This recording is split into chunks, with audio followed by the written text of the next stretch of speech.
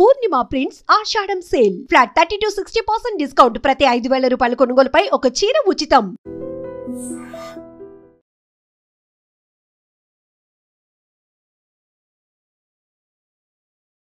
మెల్లగా తెల్లారిందో ఎలా వెలుతురే తెచ్చేసిందో ఇలా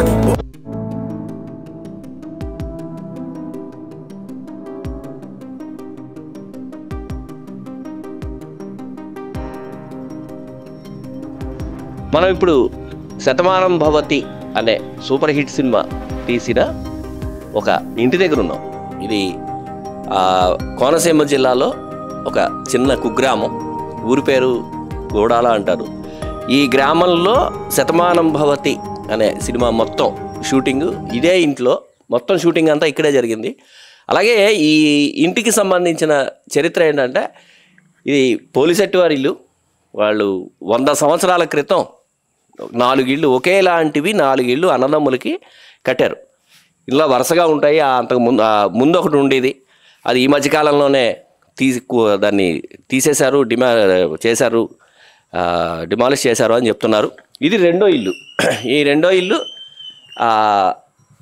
పోలిసెట్టి వారి సంతానంలో మొదట అయింది. ఆయన మిగతా 3 ఇళ్ళు కట్టారు. ఈ ఇంట్లో మొత్తం సినిమా షూటింగ్ అంతా కూడా ఈ ఇంట్లోనే జరుపుకున్నారు. అంటే ప్రకాష్ రాజ్కి సంబంధించిన మొత్తం సీన్లు కావచ్చు, కుటుంబానికి సంబంధించిన సీన్లు కావచ్చు, మొత్తం అన్నీ కూడా ఇక్కడే తీశారు. ఈ సినిమా హిట్ అయిన తర్వాత ఈ ఇల్లు ఒక రకంగా సినిమా వాళ్ళకి సెంటిమెంట్ అయింది. నిజానికి సెంటిమెంటు సక్సెస్ అయినట్టే లెక్క. ఎందుకంటే శతమానం భవతికి ముందు ఇక్కడ దీని వెనకాలే మనం చూస్తున్నాం. తర్వాత దీని వెనకాలే ఇంకో ఇల్లు ఉంది. ఆ ఇల్లు కూడా అష్టాచెమ్మ అనే సినిమా తీశారు. ఇంద్రగంటి మోహన్ కృష్ణ డైరెక్షన్లో నాని నటించిన అష్టాచెమ్మ అనే సినిమా మొత్తం ఈ వెనకాలన్న ఇంట్లో తీశారు. అక్కడ కూడా వెళ్దాం. అది ఆ సినిమా హిట్ అవ్వడము. రెండోది ఏంటంటే, ఈ పల్లె వాతావరణము ఒక కుటుంబానికి సంబంధించిన వాతావరణము కావాలి కాబట్టి ఆ యూనిట్ మళ్ళీ ఈ ఇంటిని సెలెక్ట్ చేసుకుంది.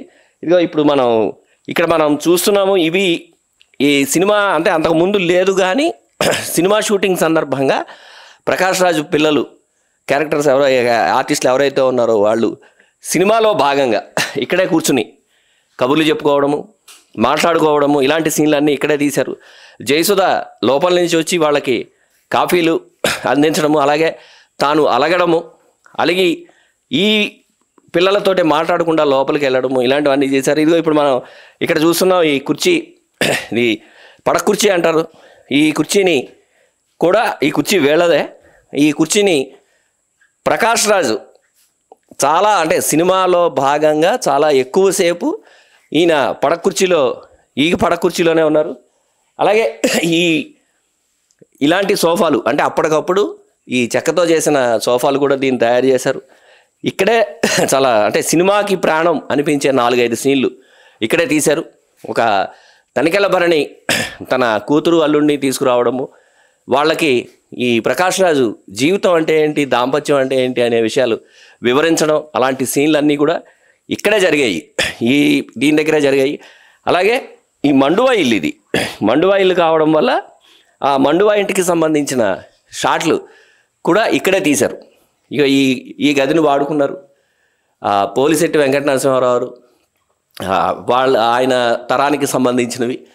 వీటిని సినిమాలో, అంటే షూటింగ్ జరుగుతున్నప్పుడు కొంతకాలం మాత్రం వీటిని తొలగించి సినిమాకి సంబంధించిన ఏవో పెట్టుకున్నారు. అయితే ఇప్పుడే ఇంతకుముందే చెప్తున్నారు, ఇది మండువా లోగిలి. ఈ మండువా లోగిలి ఈ తరంలో చూడడం కష్టం. మనం అంటే ఆధునికమైన తరానికి సంబంధించిన మనుషులే అయినప్పటికీ ఇంటిని మాత్రం ఎవరూ మార్చలేదు. 100 సంవత్సరాల క్రితం కట్టిన ఇంటిని అలాగే ఉంచారు. ఆ సాంప్రదాయాన్ని, వాటిని అన్నింటినీ ఇప్పటికీ అలాగే కొనసాగిస్తున్నారు. ఈ గదులన్నింటినీ ఇక్కడ వీళ్ళు సినిమా షూటింగ్లో భాగంగా వాడుకున్నారు. కొన్ని షాట్లు ఈ మండువా లోగిలో ఉన్న చోట కూడా కొన్ని షాట్లు తీశారు. అలాగే ఈ పిల్లలు వాళ్ళ అమ్మమ్మతోటి, నాయనమ్మతోటి మాట్లాడడము, అలాంటి సీన్లన్నీ కూడా ఈ గదిలోనే తీశారని చెప్తున్నారు. ఇక్కడ ఇదిగో ఈ వంటిల్లు కింద ఈ రూమ్ని వాడుకున్నారు. అంటే జయసుధకి సంబంధించిన వంట పనులు అలాంటివన్నీ కూడా సినిమాలో కనపడుతూ ఉంటాయి. ఆవిడ వంట వండడము కానీ క్యారెక్టర్ కాఫీ కలపడము ఇలాంటివన్నీ కనపడుతూ ఉంటాయి, సీన్లు ఉంటాయి. ఆ సీన్లన్నీ కూడా ఇక్కడే వాడుకున్నారు. అలాగే సినిమాలో జయసుధ అలగడము, అలిగి పెరట్లోకి వెళ్ళి కూర్చోవడము అలాంటి సీన్లు ఇక్కడ ఈ సీన్లన్నీ ఇక్కడ ఈ దీంట్లోనే వాడుకున్నారు. ఇది ఇంటి గొప్పతనం. అయితే ఇంటికి 100 సంవత్సరాల చరిత్ర ఉంది. ఇది పల్లెటూరు కావడము, ఎక్కడ షూటింగ్ వచ్చిన వాళ్ళు ఎవళ్ళు కూడా ఎక్కడ ఇబ్బంది పెట్టలేదు. పొద్దున్న 6:30కి షూటింగ్ వచ్చేవారు, ఇక్కడే పక్కనే టిఫిన్లు చేసుకునేవారు. అలాగే మధ్యాహ్నం భోజనాలు కూడా ఇక్కడే తయారు చేసుకునేవారు. సరిగ్గా సాయంత్రం 5-5:30 అయ్యేటప్పటికి షూటింగ్ ముగించుకుని పొద్దున్న ఉన్న ఇల్లు ఎలా ఉందో అలాగే నీట్గా చేసి వెళ్ళిపోయేవారు. ఇప్పుడు ఇది చూస్తున్నాం, ఇది అష్టాచమ్మ నాని హీరోగా వచ్చిన ఇంద్రగంటి మోహన్ కృష్ణ తీసిన సినిమా ఇది. ఈ సినిమా ఆ సినిమా వల్ల ఈ ఇల్లు తెలిసింది.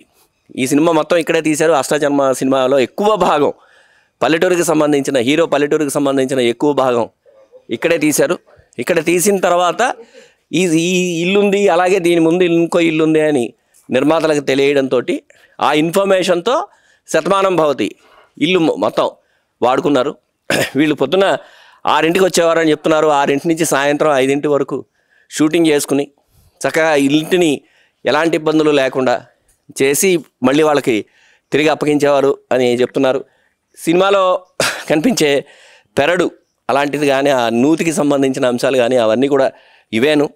వీటిలోనే ఏది అంటే అన్యాచురల్గా ఏది సృష్టించకుండా, అన్యాచురల్గా కాకుండా న్యాచురల్గా వీటన్నిటిని వాడుకున్నారు. అంటే సినిమాల్లో మనం చూస్తాము సాధారణంగా అన్యాచురల్ థింగ్స్ పట్టుకొచ్చి అక్కడ పెడతారు, వాటిని అలరించడం కోసము అవి చేస్తారు. కాకపోతే ఇక్కడ న్యాచురల్గానే ఉన్నవి, 100 సంవత్సరాలుగా న్యాచురల్గా వీళ్ళు పెంచుతున్న మొక్కలు కావచ్చు, పంటలు కావచ్చు, వాటన్నిటిని కూడా న్యాచురల్గానే వాడుకున్నారు.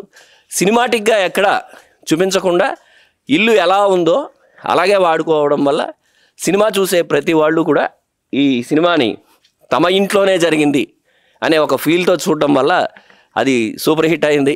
ఇది అష్టాచమ్మ సంబంధించిన ఇల్లు ఇది. ఈ ఇంట్లో కూడా మనం ఒక మాట వెళ్దాము, వెళ్ళి ఈ ఇల్లు ఎలా చేశారు, అసలు ఏంటి, ఏమైనా మార్పులు అవి చేశారా, ఇవన్నీ ఇక్కడ ముగ్గులు అన్నీ వేశారు.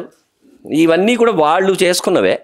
సినిమాకి సంబంధించి అష్టాచమ్మ ఇందాక అనుకున్నట్టు మోహన్ కృష్ణ డైరెక్షన్లో వచ్చిన సినిమా. ఇవన్నీ ఇలాగే ఉన్న ఇల్లు, ఇంటి ఇల్లునే ఇలాగే వాడుకున్నారు. ఇది సినిమా తీసి చాలా కాలం అయింది కాబట్టి వీళ్ళు ఇప్పుడు ఈ ఎవరైతే ఇంటి యజమానులు ఉన్నారో వాళ్ళు వాడుకుంటున్నారు.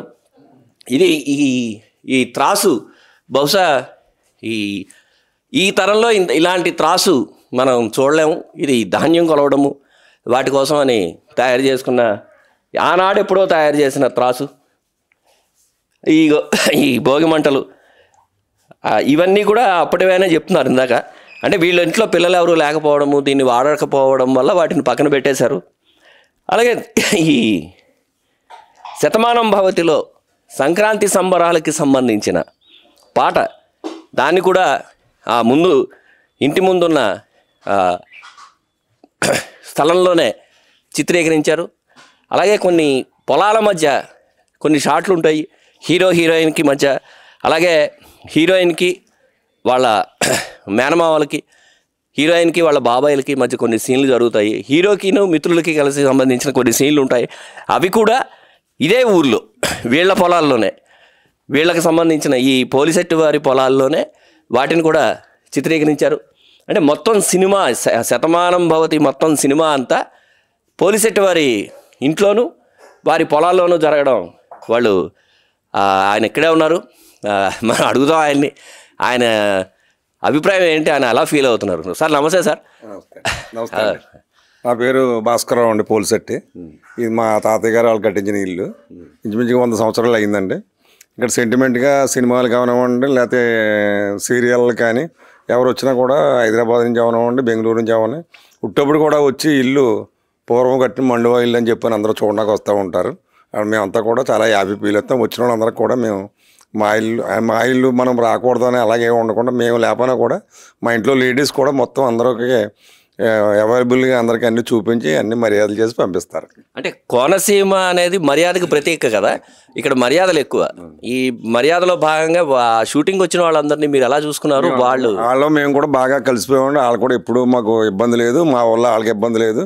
ఊళ్ళో ప్రజానికం కూడా అందరూ కలిసి మొత్తం సినిమా షూటింగ్లు అయ్యేదాకా కూడా ఎప్పుడు వాళ్ళతో కలిసిమెలిసి ఇబ్బందులు లేకుండా చేసి మర్యాదగా పంపించేవాళ్ళు.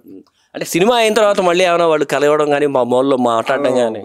అది మన ఈ ఫంక్షన్లు జరుగుతాయి కదండి, అప్పుడు హైదరాబాద్ జరిగినా ఎక్కడ జరిగినా వచ్చి రమ్మని ఊరు మేము అందరూ వెళ్ళి ఎంజాయ్ చేసి వాళ్ళతో పాటు హ్యాపీగా ఫీల్ అయ్యేవాళ్ళు. అంటే వాళ్ళు మీ మనుషులు అయిపోయారు అందరూ కూడా.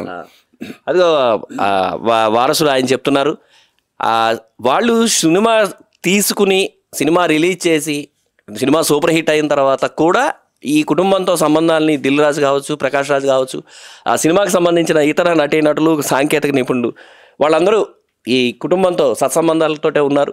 సినిమా హిట్ అయ్యి చాలా కాలం అయింది, సినిమా రిలీజ్ అయ్యి చాలా కాలం అయింది, హిట్ అయింది. ఇప్పటికీ వీళ్ళతో ఉన్న సంబంధాలని వాళ్ళు ఇంకా కొనసాగిస్తూనే ఉన్నారట. ఇది ఈ ఇంటికి సంబంధించిన సినిమా యాజ్ పర్ సినిమాకి సంబంధించినంత వరకు ఈ సినిమా ఈ ఇల్లు ఒక సెంటిమెంట్గానే మారాయి. నిజానికి సినిమా ఇండస్ట్రీలో సెంటిమెంట్ అనేది చాలా ప్రధానంగా ఉంటుంది. ఎక్కడైనా ఒక సీన్ తీసి అది హిట్ అయితే, ఆ సినిమా హిట్ అయితే మళ్ళీ ఏదో రూపంలో ఆ సీను తీయడం కోసం అక్కడికి వెళ్తారు. అలాంటి సెంటిమెంట్లని విపరీతంగా నమ్మే సినిమా ఇండస్ట్రీలో ఇప్పుడు ఈ శతమానం భవతికి సంబంధించిన టీం కూడా ఇక్కడ ఈ సెంటిమెంట్నే ఉపయోగించింది. బహుశా తర్వాత మళ్ళీ ఇంకొక సినిమా ఏదన్నా తీస్తే అక్కడ కూడా ఆ సమయంలో కూడా ఈ ఇంటిని వాడుకునే అవకాశం ఉంది. అదిగో మనం చూస్తున్నాము ఈ ఇంటి ముందున్న ప్రదేశం. ఇక్కడ సంక్రాంతికి సంబంధించిన సెట్ వేసి సంక్రాంతికి సంబంధించిన సంబరాలు అవి చేశారు. ఒక పాట కూడా ఇక్కడే షూట్ చేశారు. అదే మనం చూస్తున్న పక్కన 2 ఇళ్ళు ఉన్నాయి. ఆ ఇల్లు కూడా ఈ 4 ఇళ్లలో భాగమే. ఇదొక ఇల్లు, అదొక ఇల్లు, దాని పక్కన ఒక ఇల్లు ఉంది. ఈ 4 ఇళ్ళు 100 సంవత్సరాల క్రితం కట్టారు. 4 అన్నదమ్ములు కూడా పక్కనే కట్టుకున్నారు. పక్కనే వాళ్ళ ఫాదర్స్ ఎవరైతే ఉన్నారో వాళ్ళ అన్నదమ్ములు వాళ్ళు కట్టారు. ఇప్పటికీ ఈ ఇంటిని పవిత్ర దేవాలయంగానే వాళ్ళు భావిస్తున్నారు. అలాగే ఇక్కడికి ఎవరు వచ్చినా విసుక్కోకుండా శతమానం భవతి ఇల్లు చూస్తాము అని ఎవరొచ్చినా వీళ్ళు ప్రతి గది కావచ్చు, ఎక్కడెక్కడ ఏ సీన్లు జరిగాయి, వాళ్ళతో వీళ్ళకున్న అనుబంధాలు ఏంటి, అవన్నీ కూడా వీళ్ళు ఓపికగా చెప్తున్నారు. ఈ మిషన్కి సంబంధించి నరేష్, ఆయన అందులో ఒక హాస్య క్యారెక్టరు, ఆయన దీన్ని వాడుకున్నారట. అలాగే ఇక్కడ పొలానికి సంబంధించిన పనులు అవన్నీ ఈ సినిమాలో చాలా కనబడతాయి. అవన్నీ కూడా వీళ్ళకి సంబంధించిన ఎడ్ల బళ్ళు, వీళ్ళకి సంబంధించిన వాహనాలు, వీళ్ళకి సంబంధించిన యంత్రాలు, వాటితోటే తీశారు. వాటిని కూడా ఉపయోగించుకున్నారు. చిత్రం ఏంటంటే మామూలుగా ఎక్కడైనా సినిమా షూటింగ్లు అవి ఇవి జరిగితే ఏదైతే వాడుకుంటారో అక్కడ ఆర్థికంగా వాళ్ళు అడగడము, వాళ్ళు ఇవ్వడం అలాంటివి ఉంటాయి. కానీ ఇక్కడ మాత్రం అలాంటిది ఏం లేదు. మర్యాదగా వాళ్ళు సినిమా నిర్మాతలు వాళ్ళు అడిగారు, అంతే మర్యాదగా వాళ్ళు దాన్ని తిరస్కరించి, కాదు మీరు సినిమా షూటింగ్ చేసుకోండి, మా వైపు నుంచి మేము శాతనైనంత సాయం మేము చేస్తాము అని చేశారు. అలాగే చెప్పారు. అందుకనే బహుశా ఆ ఇద్దరికి మధ్య, చిత్ర యూనిట్కి ఈ కుటుంబానికి మధ్య సంబంధాలు ఇప్పటికీ చాలా అన్యోన్యంగా ఉన్నాయి అని వాళ్ళే చెప్తున్నారు. కెమెరామెన్ రెడ్డి శ్రీనివాస్తో ముక్కామల చక్రధర్, ఐ డ్రీమ్ ప్రత్యేక ప్రతినిధి. మెల్లగా తెల్లారిందో ఎలా వెలుతురే తెచ్చేసి